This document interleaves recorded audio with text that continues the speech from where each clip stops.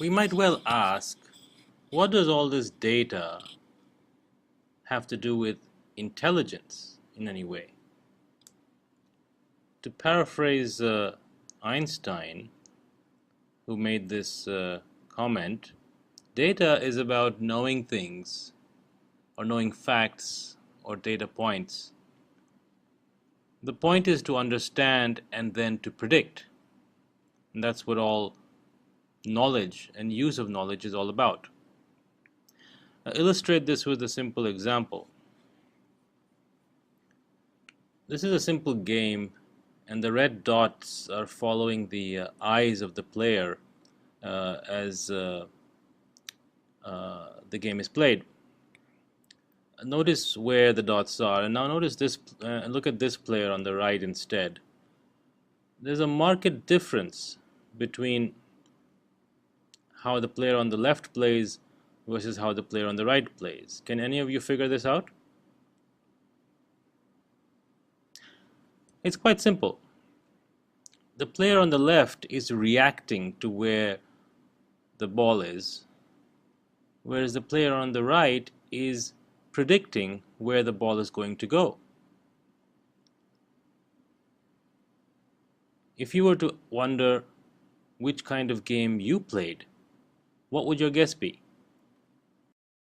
It turns out that almost all of us play the game on the right, which is predictive intelligence. The question is how?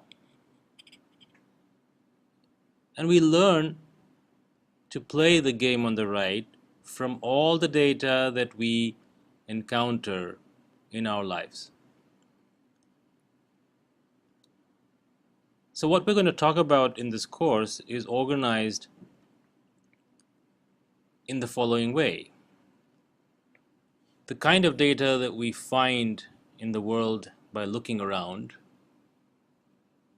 how we figure out which data to tune into versus ignore, what kind of facts or knowledge we can learn from such data, how we can put two and two together and connect different pieces of data with each other, and then use these connections to predict what's going to happen next. And finally, though we might not get to that in this course, how do we use these predictions to figure out where to move the paddle and correct our own actions? It turns out that prediction based on past experience is what all conscious human beings, conscious animals in fact, do all the time.